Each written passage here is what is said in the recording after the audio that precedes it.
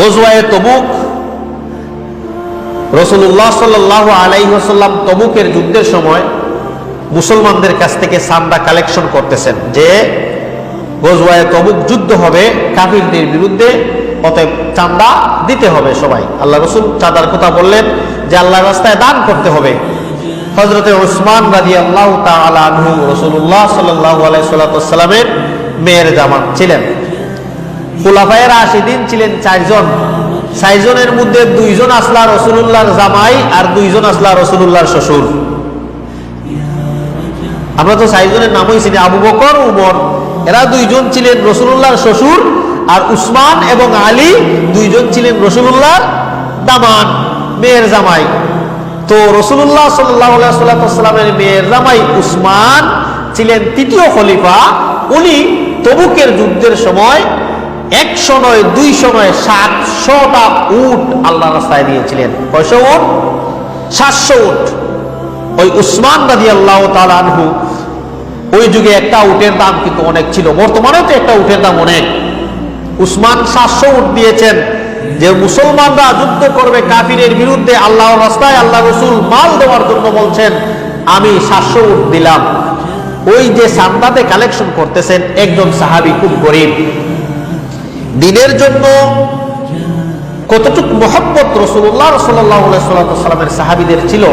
এজন্য আল্লাহ রাসূল সাল্লাল্লাহু আলাইহি ওয়াসাল্লাম বলছেন, খায়রুল কুরুনি কারনি তুম্মাল্লাযীনা ইয়ালুনাহুম, আমার যুগ হলো শ্রেষ্ঠ যুগ, আর আমার পরের যুগ যেটা সাহাবাদের যুগ, তাদের যুগও কি শ্রেষ্ঠ যুগ।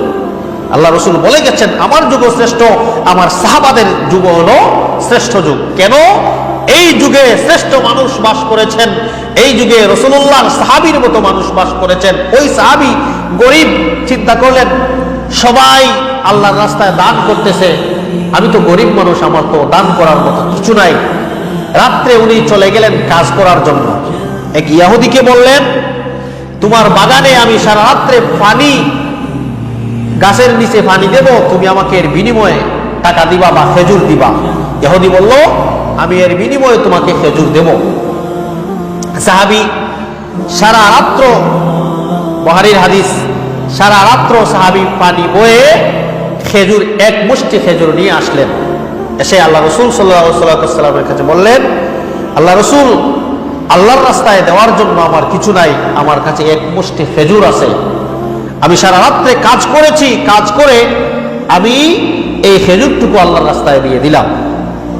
সম্মানিত মুসলিয়ানে কেরাম, আল্লাহ রাসূল এই খেজুরকে সাহাবারা যত দান দক্ষিণা করলেন, সব দান দক্ষিণার উপরে আল্লাহ রাসূল এই খেজুরকে উপরে রাখলেন।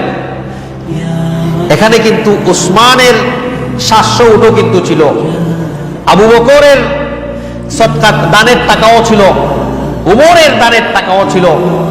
এত বড় বড় জলিলুল কদর সাহাবী, তাদের দানের টাকাও ছিল। কিন্তু আল্লাহ রাসূল বললেন যে ওই আমার সাহাবীর খেজুর সবার উপরে রাখো।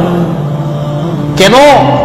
তার যা ছিল সে সর্বস্ব আমি আল্লাহর রাস্তায় কি করেছে, দিয়ে দিয়েছে। সম্মানিত মুসল্লিয়ানা কেরাম, এই জন্যে কিয়ামতের মাঠে আল্লাহ, আপনি আমার নেকিকে গণবেন না, কিয়ামতের মাঠে আমাদের নেকিকে ওজন করা হবে। কিয়ামতের মাঠে আমাদের নেকিকে ওজন করা হবে। দেখবেন কার নেকির মধ্যে ওজন বেশি, কার নেকির মধ্যে পাওয়ার বেশি, গোনা হবে না। এজন্যে যার যার অবস্থান থেকে যে কেউ যদি দান করে, আমি 10 টাকার মালিক যদি থাকি, আমি যদি 5 টাকা দিয়ে দিলাম, মালিক ছিলাম কয় টাকার? 10 টাকার। আমার 10 টাকার সম্পদ থেকে আমি অর্ধেকই কি করে দিয়েছি, আল্লাহ রাস্তায় দিয়ে দিয়েছি। আরেকজন 1 কোটি টাকার মালিক, সে 1 লাখ টাকা দিল, তার 1 লাখ টাকার চাইতেও আপনার 5 টাকার ওজন আল্লাহর কাছে বেশি। কেন ওজন আল্লাহর কাছে বেশি?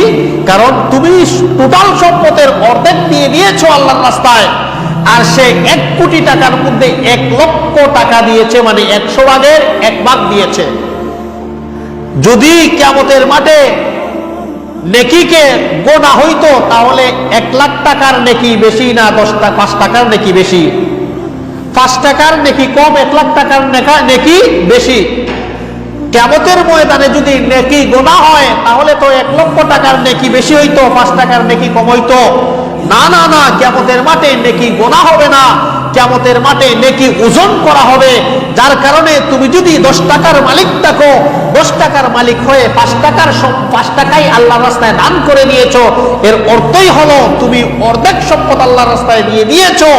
আর কেউ যদি 1 কোটি টাকার মালিক থাকে, সে 1 লক্ষ টাকা আল্লাহর রাস্তায় দান করলো, তাহলে সে 100 ভাগের 1 ভাগ দান করলো, আর আপনি টোটাল সম্পত্তি থেকে অর্ধেক দান করে দিলেন।